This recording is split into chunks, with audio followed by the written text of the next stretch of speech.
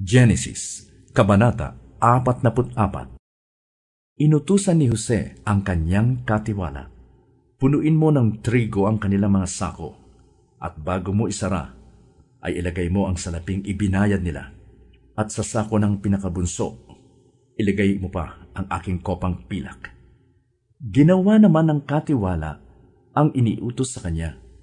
Kinabukasan, maaga pa'y umalis na ang magkakapatid, sakay ng kanilang mga asno. Hindi pa sila nakakalayo sa lungsod, inutusan ni Jose ang kanyang katiwala. Habulin mo ang mga taong yon, at sabihin mo sa kanila, bakit naman ginantihan ninyo ng masama? Ang kabutihang ipinakita namin sa inyo. Bakit ninyo ninakaw ang kopang pilak ng aking Panginoon?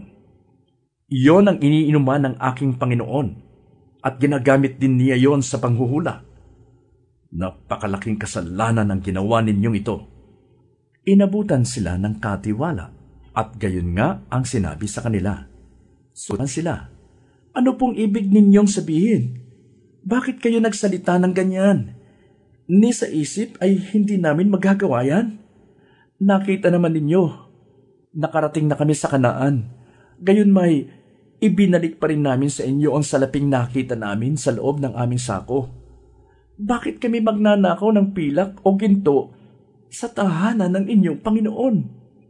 Ginoo, kung makita po ninyo sa sinuman sa amin ang kopang sinasabi ninyo, ay dapat mamatay, at alipinin ninyo kaming lahat. Mabuti, tugon ng katiwala. Kung kaninong makita ang kopa, siya ang gagawing alipin. Makakalaya ng iba. Ibinaba nila ang kanilang mga sako at pinagbubuksan. Isa-isa itong hinalughog ng katiwala mula sa pinakamatanda hanggang sa pinakabata. At natagpuan ang kopa sa sako ni Benjamin. Pinunit nila ang kanilang damit sa tindi ng kalungkutan. Ikinargang muli sa asno ang kanilang mga sako at bumalik sa lungsod. Nasa bahay pa si Jose nang magbalik si Juda at ang kanyang mga kapatid. Pagdating doon, sila yumukod sa kanyang harapan. Sinabi ni Jose, ano itong ginawa ninyo?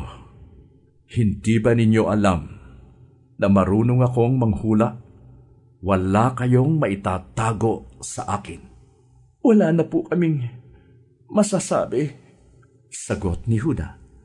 Wala po kaming maikakatuwiran sa mga pangyayari. Diyos na po ang nagbunyag ng aming pagkakasala. Kaya hindi lamang ang kinakitaan ng kopa, kundi lahat kami alipin na ninyo ngayon. Sinabi ni Jose, Hindi ko gagawin yon.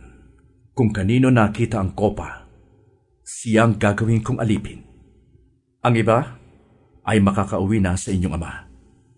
Lumapit si Juda kay Jose at ang sabi, nakikiusap po ako, Ginoo, kung inyong mamarapatin. Huwag sana ninyong ikagagalit.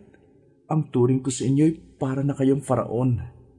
Ginoo, tinanong ninyo kung meron pa kaming ama at kapatid. Ang sabi po namin, may ama kaming matanda na at bunsong kapatid na anak niya sa katandaan. Patay na ang kapatid nito, at siya na lamang ang buhay na anak ng kanyang ina. Kaya mahal na mahal siya ng aming ama. Iniutos ninyong dalhin namin siya rito upang inyong makita. Ipinaliwanag po naming mahirap ilayo sa aming ama ang bata sapagkat maaaring ikamatay niya ito. Ngunit ang sabi naman ninyo'y hindi na ninyo kami tatanggapin dito kung hindi namin siya mayaharap sa inyo. Ang lahat ng ito'y sinabi namin sa aming ama nang umuwi kami. Muli kaming inutusan ng aming ama na pumarito upang bumili ng kaunting pagkain.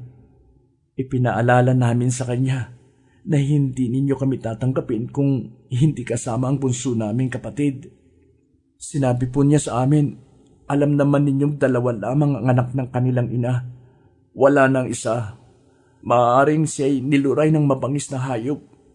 At kung ang natitira ay isasama pa ninyo, maaaring mamatay ako sa dalamhati. Ang buhay po ng aming ama ay karugtong na ng buhay ng bata. Kaya kung babalik kami na hindi ito kasama, tiyak na siya ay mamamatay. Kapag nakita niyang hindi namin kasama ang bata, malalagutan siya ng hininga dahil sa kalungkutan.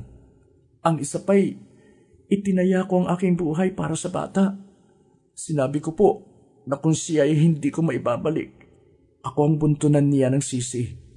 Kaya kung papayag kayo, ako nang alipinin ninyo sa halip na itong aking bunsong kapatid. Pahintulutan na ninyong isama siya ng iba kong mga kapatid. Hindi po ako makakauwi kung hindi kasama si Benjamin. Hindi ko po makakayanan ng matinding dagok na darating sa aming ama kung iyon ang mangyayari.